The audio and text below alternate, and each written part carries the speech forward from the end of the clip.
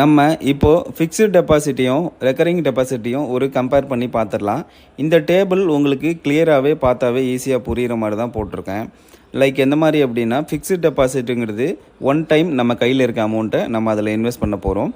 ரெண்டாவது recurring டெபாசிட்டுங்கிறது monthly EMI மாதிரி நம்ம அதில் அமௌண்ட்டை போட போகிறோம்.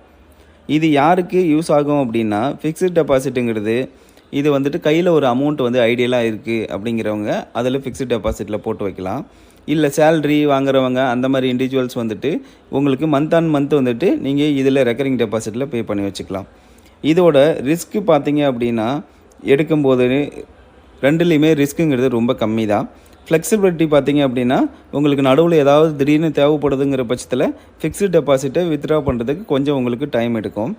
இதே ரெக்கரிங் டெபாசிட்டில் வந்துட்டு அது உங்களுக்கு டைம் அதை விட ஃபிக்ஸ்டு டெபாசிட்டோட இது கொஞ்சம் கம்மியாக எடுக்கும். ஆனால் ரெண்டுலேயுமே கொஞ்சம் டைம் ஆகும். இன்ட்ரெஸ்ட்டுங்கிறது பார்த்தீங்க அப்படின்னா, ஃபிக்ஸ்டு டெபாசிட்டில் உங்களுக்கு கொஞ்சம் ஹையராகவே கொடுப்பாங்க. ஏன்னா உங்களோட மொத்த லம்சமையும் முன்னாடியே நீங்கள் போடுறீங்க இல்லையா, அதனால் உங்களுக்கும் கொஞ்சம் அமௌண்ட் எக்ஸ்ட்ராவாக கிடைக்கும்.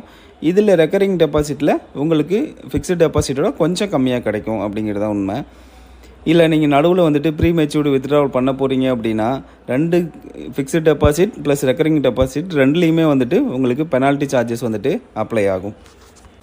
இந்த ஃபிக்ஸ்டு டெபாசிட் அண்ட் ரெக்கரிங் டெபாசிட்டை ஒரு எக்ஸாம்பிள்ஸோடு நான் உங்களுக்கு சொல்கிறேன். இப்போ ஒரு கவர்மெண்ட் ஜாப்லேருந்து ரிட்டையர் ஆன பர்சன் வந்துட்டு ஒரு 5 lakh rupees எடுத்து அவர் வந்துட்டு கையில் இருக்க அமௌண்ட்டை ஃபிக்ஸ்டு டெபாசிட்டில் போடுறாரு. அவருக்கு கேரண்டீடாக வருஷம் ஒரு இன்ட்ரெஸ்ட்டுங்கிறது அவருக்கு அமௌண்ட் வந்துக்கிட்டே இருக்கும். இது வந்து ரொம்பவே சேஃப். அதே மாதிரி ஒரு ஸ்கூல் டீச்சராக ஒருத்தர் ஒர்க் பண்ணுறாரு. மாதம் அவருக்கு ஒரு 30,000 சம்பளம்னு வச்சுக்கிட்டுங்க அப்படின்னா, அவர் வந்துட்டு மாதம் ஒரு 3,000 அமௌண்ட்டை வந்துட்டு ரெக்கரிங் டெபாசிட்டில் போட்டுக்கிட்டே வராரு. அது என்ன ஆகும் அப்படின்னா, 3 years முடியும் போது அவரோட ஒரு ஷார்ட் டேர்ம் கோல், எக்ஸாம்பிளுக்கு பைக் வாங்குறது, இல்லை கார் வாங்குறது, ஒரு இன்டர்நேஷ்னல் ட்ரிப்பு போகிறது, அந்த மாதிரி அவங்களோட ஷார்ட் டேர்ம் கோல்ஸை இது மூலிமா அவங்க ஃபுல்ஃபில் பண்ணிக்க முடியும். இந்த 2 சேவிங்ஸ் மெத்தடுமே ரொம்ப சேஃப்.